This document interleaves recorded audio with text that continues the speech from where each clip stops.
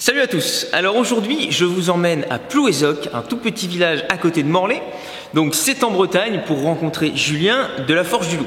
Alors la Bretagne, c'est franchement pas à côté d'ici, puisqu'ici on est à Royan, sur la côte, à Saint-Palais-sur-Mer plus précisément. Donc il y a quand même 6-7 heures de route et j'y suis allé avec l'ami Loïc et un autre ami parce qu'en fait pendant le week-end il y avait une compétition de lancer de couteau à Vitré, proche de Rennes, donc c'était le championnat des portes de Bretagne. Et donc après ce championnat qui était sur 2 jours, on est allé voir Julien, donc la vidéo du championnat sortira bientôt. Et donc on est allé voir Julien, on avait en plus tous nos couteaux de lancer en poche, donc vous allez voir dans l'intro, c'est sympa, Julien aime bien lancer, il y a eu du lancer, Loïc a même trouvé le moyen de planter ses couteaux dans les parpaings de la forge, dans le mur quoi. Donc bon, ça nous arrive un peu à tous, hein, mais faut reconnaître que ça lui ressemble bien, on le reconnaît bien là. Et donc, comme d'habitude avec Julien, tout s'est passé extrêmement naturellement, Julien est un passionné. Donc voilà, je suis très heureux de vous présenter ce premier épisode de Rencontre de forgerons.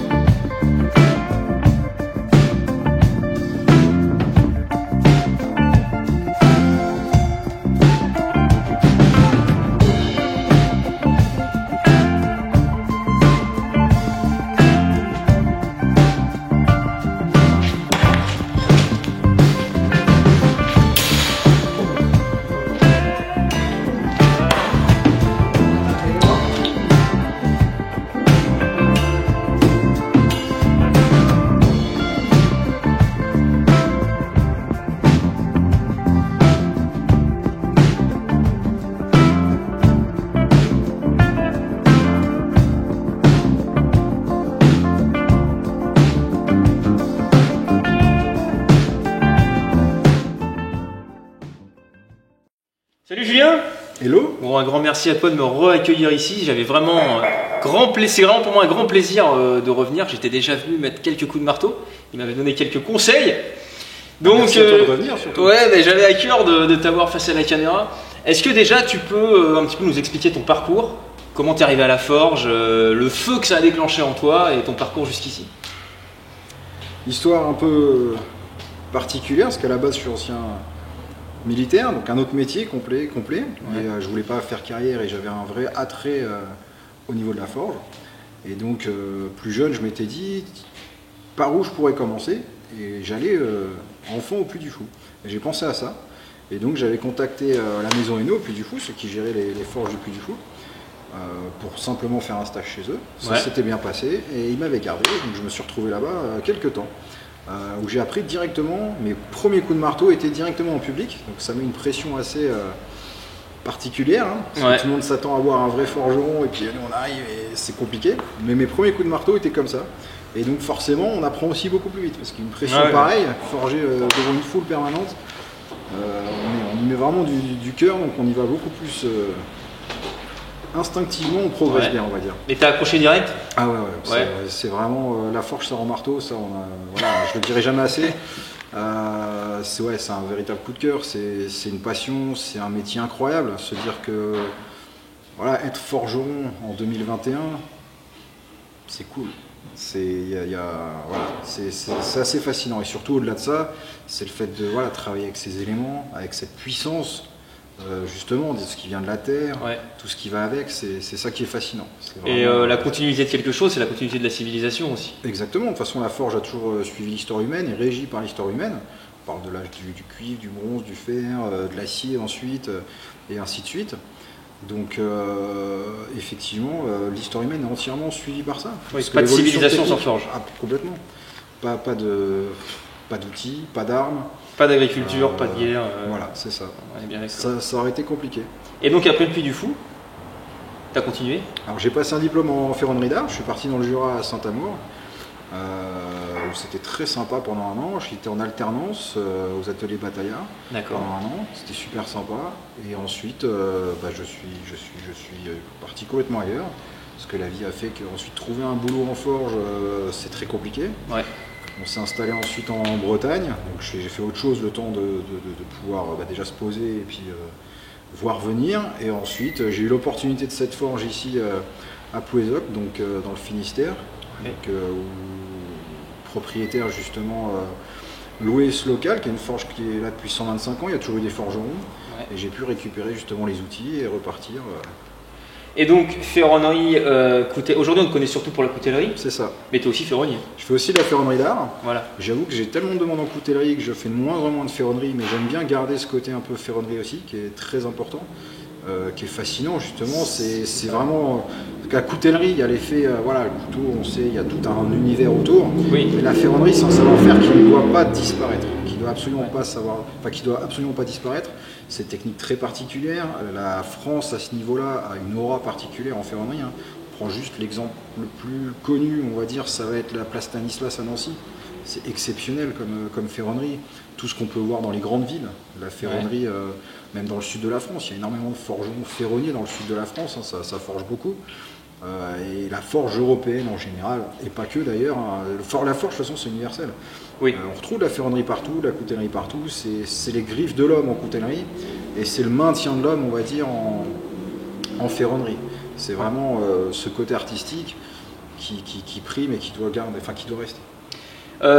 Question sensible en coutellerie, couteau forgé, couteau pas forgé. Alors ça c'est une guerre qu'on voit partout, je pense que c'est une guerre organisée pour faire parler. Ouais. L'acier, on est à une époque où on a des aciers très techniques, on a cette chance, on a des techniques de sidérurgie très poussées. Ouais. Voilà, la forge donne un certain plus dans le contexte forgé même, c'est-à-dire que il n'y a pas de fibre comme on peut s'imaginer, mais il y a quand même une petite compression moléculaire. Tout se met bien ensemble, c'est pas mal. Mais c'est juste une histoire de bien-être dans la lame. Le but, quel que soit l'acier qu'on utilise, il faut juste, comme je dis toujours, on ne force jamais la matière. Il faut juste bien la travailler, l'accompagner, et on peut aimer le stock removal, la no-forge, on peut faire plein de choses, tant qu'on y met du cœur, c'est ce qui compte le plus. Ouais, c'est bateau comme phrase, mais on voit des très beaux rendus en stock removal, pardon. Il y en a qui font des très beaux montages, sans forger, mais j'avoue, pour moi, personnellement, un couteau, c'est forgé. Il y a toujours ce côté, ce travail avec le feu, c'est pas pareil. C'est un petit cachet particulier qui... Et on est dans, pour moi, quelque part, ce qui me frappe tout de suite quand on forge les couteaux, c'est qu'on est dans une continuité civilisationnelle. Ah, complètement. C'est-à-dire qu'on fait un couteau et ça vient d'un savoir. C'est ça. Voilà. Et ça continue quand même d'évoluer, parce que quand on voit les aciers techniques, de plus en plus, ça continue. Il y a toujours des recherches sidérurgiques permanentes. Il y a de plus en plus d'apports, même de techniques, même de trempes, de traitements thermiques nouveaux en permanence. Donc ça continue d'évoluer, et ça continuera d'évoluer. Ouais. On ne sait pas ce qui peut arriver, ce qui commence à... Voilà, tout peut continuer en permanence. C'est en mouvement. C'est le principe de la forge. C'est en mouvement perpétuel. D'accord. Alors il y a un sujet sur lequel j'ai très peu de connaissances, je ne sais pas si toi tu en as. J'ai vu qu'il y avait pas mal de polémiques. Enfin, j'ai vu. Moi, il se trouve que je m'y intéresse un peu en ce moment, donc il y a pas mal de polémiques. Qu'est-ce que tu penses de la forge japonaise, les katanas? Est-ce que c'est si exceptionnel que ça? Est-ce que ça ne l'est pas? Est-ce qu'on en a fait une légende? Est-ce que tu as un avis là-dessus? Alors c'est une vaste question. Si on a ce niveau de rayonnement, c'est pas pour rien. Faut être clair. Moi je pense que en technique de forge, on est sur la forge. Voilà, maintenant tout le monde, dans à peu près tous les pays, a son évolution de forge. On est sur des techniques de forge, de soudure au feu, de sandwich ou pas. Je pense que la spécificité, on va la refaire ça. La spécificité de la forge japonaise, ça va être plutôt son acier. De savoir fabriquer cet acier. Les fameux tatari, les bas-fourneaux japonais, sont d'une qualité spécifique. C'est vraiment une personne qui gère ça. Et surtout, c'est une façon de faire différente. En Europe ou un peu partout, le forgeron, certains fabriquent leur acier, forgent sa lame, fait son couteau et ainsi de suite. Au Japon, c'est un métier pour chaque partie. C'est-à-dire qu'il y a celui qui fabrique l'acier, celui qui va le forger, celui qui va faire le polissage, et le pauvre. Celui qui polit, il prend cher. Celui qui va faire le montage et ainsi de suite. Il y a ensuite le forgeron déjà. Il y a le forgeron qui récupère sa lame ensuite, une fois qu'elle a été polie, pour ensuite faire les gravures dessus par exemple. Il y a toutes ces parties-là. Mais je pense que la force au final de la forge japonaise va être plutôt dans cette technique de fabrication d'acier. C'est comme un bas fourneau, voilà, c'est un apport de carbone avec du fer et ainsi de suite qui prend un certain temps, mais il y a déjà le gars dort pas beaucoup, celui qui fait ça, et il y a vraiment cette recherche en permanence de l'acier parfait. Il y a vraiment très cette japonais. Technique, quand ils me disent devant un certain film que je vais citer, c'est la recherche de la perfection du matin au soir. Et dans cette recherche sidérurgique, c'est pareil. Le fait ensuite de casser vraiment ce qui en sort de ce ventre de feu, pour justement casser chaque morceau, récupérer ce qui est plus ou moins carburé, les séparer, enlever ce qui va pas être bon, là où il y a trop de scories, ainsi de suite. C'est ce qui va faire justement toute la différence, toute la touche. Et après, j'en reviens à l'heure actuelle, pour maintenant, si on parle vraiment scientifiquement, techniquement, c'est sûr que c'est moins foufou qu'à l'époque quand ils découvraient les aciers japonais, les katanas. Parce que maintenant, comme je disais tout à l'heure, on arrive tellement à des aciers techniques qu'on peut déjà faire beaucoup de choses avec les aciers, même en haut fourneau. Maintenant, ils sortent des trucs, des barres laminées qui sont complètement folles. Pour le damas, alors il y a damas et damas, mais c'est vrai qu'on a aussi la sidérurgie des poudres qui permet de faire beaucoup de choses aussi. Il y en a maintenant qui se remettent aussi à faire du wood. Alors le vrai wood, pas le... Moi je suis perdu après quand on parle. Mais c'est vraiment des aciers très particuliers. Et je pense qu'il y a de tout. Et que techniquement, à l'heure actuelle, on est plutôt dans le prestige après pour les katanas. Après, ils ont des aciers très purs. C'est sûr que certains aciers japonais à l'heure actuelle sont assez fous. Tout ce qui est les shirogami, les choses comme ça, c'est vraiment des aciers très pur. C'est vraiment une pureté dans l'acier. On est une fois de plus dans l'héritage en fait. La valeur ajoutée, finalement, c'est l'histoire qu'il y a derrière. Et puis on est dans la mondialisation, donc toutes les techniques sont échangées à droite à gauche, il y a de tout, il y a des nouveaux forgerons qui arrivent avec des nouvelles techniques, des nouveaux aciers, des nouvelles choses, des nouvelles utilisations. À l'époque, une lame devait trancher. On a toujours cette légende où les gens se tapent dessus pendant 3 plombes à cause du cinéma, mais une épée c'était du one shot, ça tranchait, point barre. Il y avait un côté mou pour les katanas, pour la garde quand ils avaient le temps, parce qu'en général les deux se coupaient en même temps et c'était réglé quoi. Mais c'est vrai que maintenant on est plus sur des aciers techniques qui ont besoin vraiment d'une très haute dureté, très poussée. On est sur des aciers un peu plus, on va dire type militaire, c'est la mode à l'heure actuelle, tout le monde le tactique militaire, comme ça. Donc des aciers qui vont être très durs, qui vont encaisser les chocs, les choses comme ça. Chaque acier a ses utilisations et c'est en fonction de ce qu'on recherche. On va pas mettre un VG10 pour couper du saucisson par exemple. Tu vois, on fait pas. Il faut choisir ses aciers en fonction de ce qu'on veut faire. On sent d'ailleurs qu'il y a enfin moi je le sens parce que je connais du forgeron, qu'il y a un fossé qui s'est creusé en peu de temps. Parce que là en peu de temps il y a eu tellement d'aciers ultra techniques qui sont arrivés alors que les mecs qui forgeaient il y a 30 ans, s'ils sont restés dans leur moule, les exigences des clientèles sont plus du tout les mêmes. C'est ça. Alors moi j'ai appris à l'ancienne, mais par contre il faut toujours garder. Il faut tout le temps suivre, comme tout. Quand on a une passion, on suit. Et surtout, il ne faut pas faire de guerre comme ça. Mais ça, c'est un besoin humain. C'est humain. Parce que je connais lui qui fait ça, machin. Donc non. Et justement, puisqu'on parle des aciers modernes et tout, ma transition est toute faite. Est-ce que c'est facile de vivre de la forge ou de la coutellerie en 2021 ? Non. Faut être honnête là-dessus. Moi, je vais être clair. Moi, j'ai eu un gros coup de chance pour reprendre cette forge et tout ce qui s'est passé autour. Après, il faut être clair aussi. Il faut gérer sa com. Bien sûr. On est dans un métier d'image. Vivre de la forge bien à l'heure actuelle, il faut gérer son image. Ça fait partie d'un tout à l'heure actuelle. Si on n'a pas cette partie image, on peut être le meilleur dans son domaine, mais si personne ne le sait, c'est pas la peine. C'est ça. Moi, je prétends à rien, je fais juste ce que je peux pour en vivre et surtout continuer ma passion. Après, il y en a qui aiment, il y en a qui n'aiment pas, il y a de tout, mais le but, c'est de pouvoir vivre grâce à mon métier. Et ça fait longtemps maintenant que tu arrives à vivre correctement ou vraiment ça a été dur à un moment Alors c'est pas encore la folie, hein, faut être ouais, clair. ouais, non, mais voilà, c'est pas non plus.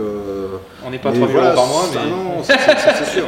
Mais ça commence, c'est à Oui, force. ça devient décent. Voilà, ça, petit à petit, ça commence à arriver petit à petit. Forcément, c'est le fait d'être plus vu ouais. qui aide. Et après, aussi on évolue. Quand j'ai repris ici, ça faisait un moment que j'avais pas forgé. Faut se remettre dans le bain. Ouais. Au début, on n'a pas toutes les machines ou tous les outils qu'il faut pour être bien. Ouais. Parce qu'il faut être clair, il y a les outils, mais il y a aussi la technique. Ouais. Mais il y a les outils quand même. Ah, oui, et il faut si on n'a pas le bon matos. Et puis sinon on perd du temps. Et puis après, on continue d'évoluer, on progresse tout le temps. Ouais. Surtout quand on a un parcours d'apprentissage de forge, on est toujours, on va dire, sous l'aile de quelqu'un. Oui. Et après, quand on prend ses propres ailes, on est un peu perdu au début. Voilà, faut arriver à se autogérer aussi. Et surtout, quand on se lance là-dedans, c'est pas qu'un métier. Il faut gérer tout, la compta, la com. Enfin, c'est plein de métiers d'un coup qu'il faut gérer. Et c'est pas évident. Et ce qu'on oublie aussi, un métier comme ça, la forge, c'est les gens ont toujours cet attrait fun. Oui. C'est cool, on regarde des vidéos de forge, on voit des forgerons. Ce qu'ils ne voyaient pas derrière, c'est que les forgerons qui en vivent, ils font ça tous les jours, toute la journée. C'est-à-dire que physiquement, on prend cher. Ouais. Il y a une fatigue. Voilà, quand il fait chaud, on a hyper chaud. Quand il fait froid, on est grippé. Quand il fait très froid, se mettre à forger, même à côté du feu. Et les chocs thermiques, parce que quand il fait, moi je l'ai remarqué dans mon local, parce que moi c'est un garage automobile le truc en fait, donc l'hiver il est moins 12. Tu te fais une suée à la forge, tu t'éloignes de 2 mètres, il fait froid, t'es trempé, tu tombes malade direct. Et pour le coup, t'es vraiment trempé, quoi. C'est-à-dire que tu restes comme ça. Après, moi je vais au four, je me fais un petit revenu, quoi. Sinon, je suis pas bien. Mais c'est vraiment ça. C'est vraiment ça. Ouais, c'est pas toujours. Quand il fait très chaud et que l'été, il y a des touristes, moi forcément, c'est très touristique la forge. Donc il y a beaucoup de gens qui veulent venir pour voir et ainsi de suite. C'est vrai que quand on est on est en Bretagne, donc, mais des fois on a quand même des bons pics de chaleur. Il y a tout le monde qui est là, vas-y, feu à fond, ouais. Alors, tu vas à fond, hein. Sauf que tu as intérêt à boire beaucoup d'eau. On perd des litres. Et puis tu rentres le soir. Moi, je suis très sage le soir. Mais rien que le fait de transpirer est fatigant. Alors en plus, quand oui, bien sûr. On sait tous, un sauna, après tu es rincé. Tu as le feu, tu as ça. Et puis c'est vrai que mais après c'est un choix. Mais c'est une passion. Chaque métier a son lot. Hein. Je prends l'exemple tout bête, un coiffeur ou une coiffeuse. Ou une coiffeuse, un coiffeur, parce qu'on ne sait plus quoi dire. On ne sait plus. Mais qui font ça toute la journée, mais c'est tout con. Hein. Mais waouh. Oui, non, c'est clair. Il y a beaucoup de métiers comme ça. Bien sûr. Et c'est vrai qu'on a tendance à perdre toutes ces notions. Tout est facile, tout est rapide, tout est maintenant. C'est de la consommation rapide. Hein. Tout est flix. Et voilà, c'est compliqué. Et c'est pour ça qu'on revient aussi, hein, ma grand-mère dit toujours que la roue tourne, et les gens recommencent à revenir à ça, à prendre le temps. Je pense qu'aussi la pandémie a fait que les gens commencent aussi à... Parce que c'est vrai qu'on se retrouve avec soi-même, les gens réfléchissent aussi. Un petit peu. Et voilà, il faut revenir aux choses vraies. Et dernière question, dernier sujet. Toi, ton approche, je connais évidemment la réponse, mais il y a des gens qui restent un petit peu entre eux en termes de forge, qui veulent pas trop... voilà. Toi, ta démarche, c'est plutôt de vulgariser la forge pour pas que ça se perde. Déjà, il faut vulgariser. Alors, il y en a certains qui vont dire « Ouais, non, je dis pas, parce qu'il y a des secrets et tout. » Non, il n'y a plus de secrets. On a une époque où tout est sur Internet de base. Donc, tu tombes sur un forgeron, ou même quel que soit le domaine, qui dit « Moi, j'ai ce secret. » Non. Toutes les techniques sont vues. Alors, on ne les voit pas toutes, pas forcément. Justement, celles qui sont moins vues, il faut les mettre en valeur. Et de toute façon, il faut que ça perdure. On le voit. Tout peut basculer, voilà, on ne sait pas ce qui peut se passer. Et justement, il faut garder ces techniques, quel que soit le métier, il faut garder ces savoirs, il faut que ça soit transmis. Après, on ne peut pas transmettre à tout le monde. Non, évidemment. Forcément, depuis que j'ai pas mal de visibilité, j'ai énormément de demandes, des gens qui veulent être en stage, ou déjà, je ne peux pas rendre tout le monde. Oui. Et c'est compliqué. Mais on fait ce qu'on peut aussi quand même. Voilà, faut que les gens voient, faut que ça soit... Voilà. Ouais. Ok. Mais par contre, tout le monde ne peut pas être forgeron viking en 2021. Parce que je ne sais pas ce qui se passe maintenant, tout le monde va être forgeron viking. D'ailleurs, toi, tu étais viking avant la série Viking. C'est ça. Soyons clairs. C'est ça. C'est ça. Okay. C'est arrivé après, et d'un coup, ça a été un voilà. Un tsunami. Hein, ça a été un Ragnarok même. Ça a été waouh. Bon, écoute, merci à toi.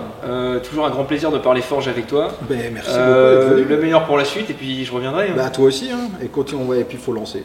On ne sait pas jusqu'où ça va arriver, mais il faut lancer. Il faut y aller. À la prochaine, messieurs, dames. À Hop. bientôt, et forge qui peut. Ciao.